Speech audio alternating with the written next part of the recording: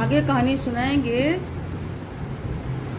भाग 10, व्यथा कहानी का भाग 10।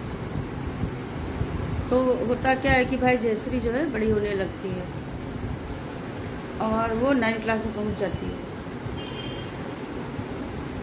किसी तरह कपड़े पहन के कॉलेज जाना,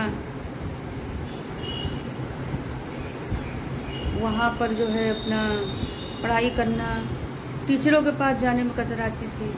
होमवर्क पूरा कर लेती थी लेकिन टीचरों के पास जाने में कतराती थी। अपने कपड़ों, अपने फटे हुए कुर्ते को, अपने फटे हुए दुपट्टे को छिपाती थी।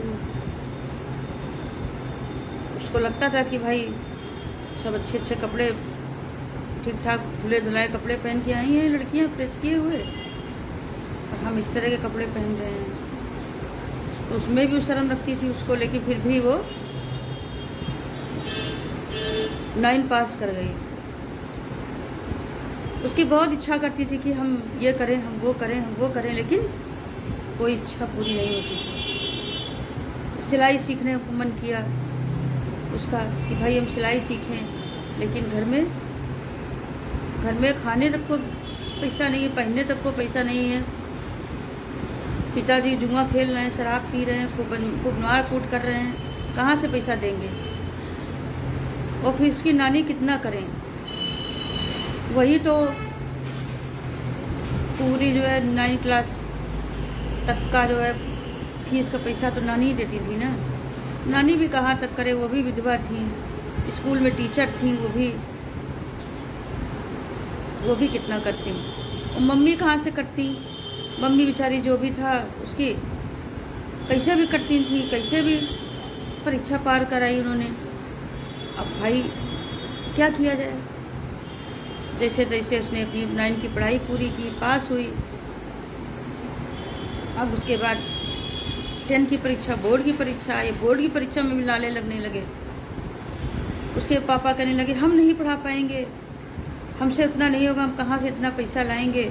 ये 10th पढ़ रही है, अभी गाँव में शादी कर दो इसकी, शादी कर देंगे चली जाएगी, क्या करोगे पढ़ा के। देखो उनकी बिटिया की शादी कर दी, उनकी बिटिया की शादी कर दी, अब तो इसकी शादी की सोचो। बेचारी जैसे रोने लगती कि अरे, उसकी मम्मी बोलती अरे हम तो हैं, तुम रोती क्यों हो, हम तो हैं तुम्हारे साथ, हम तुमको पढ़ाएंगे। और उसकी मम्मी पैसा देती हैं और फॉर्म भरवाने को बोलती है। जैसी जल्दी जाती है, फॉर्म खरीद के लाती है 10 का, और अपनी बोर्ड की परीक्षा की तैयारी करती है और फॉर्म भरती है। और बोर्ड की परीक्षा में जब बोर्ड की परीक्षा आती है, जैसे बीमार पड़ जाती है। और उसी जैसी जो है एक बार बोर्ड की परीक्षा में फेल हो जाती है। सबसे बड़ी बात होती है घर का मुखिया अच्छा होना चाहिए, पिताजी अच्छे होने चाहिए। अगर पिता सही है तो थोड़े पैसों में भी आपका घर चल जाएगा। अगर आपके पिता ही जी गड़बड़ है, खराब है, दारू पीते हैं, किसी प्रकार का नशा करते हैं, तो पूरी की पूरी कमाई भी आ जाए ना तो वो पूरा नहीं पड़ेगा। उनकी भी सरकारी नौकरी थी, चाहते तो अपने बच्चों को बहुत अच्छी तरह पढ़ाते। बेटे की पढ़ाई तो ठीक ही चल रही थी, लड़की की पढ़ाई खराब हो गई। अब कल का भाग आगे सुनाएंगे।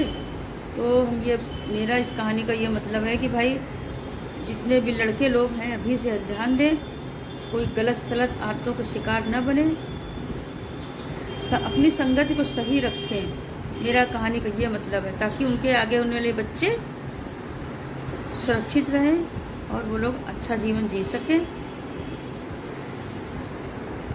धन्यवाद। अगर आपको मेरी कहानी अच्छी लगे, मेरा चैनल अच्छा लगे, तो हम ज़रूर आपके लिए रोज़ एक कहानी लेकर आएंगे। अब इसमें कितने भागों बाद कहानी ख़त्म होती है ये तो हमको पता नहीं है, लेकिन हम रोज़ आपके लिए आएंगे। आप लोग मेरे वीडियो को देखना और लाइक शेयर कमेंट सब करना, और हो सके तो हमको सपोर्ट कर देना भैया। अगर मेरे वीडियो अच्छे लगे तो हमको सपोर्ट करना।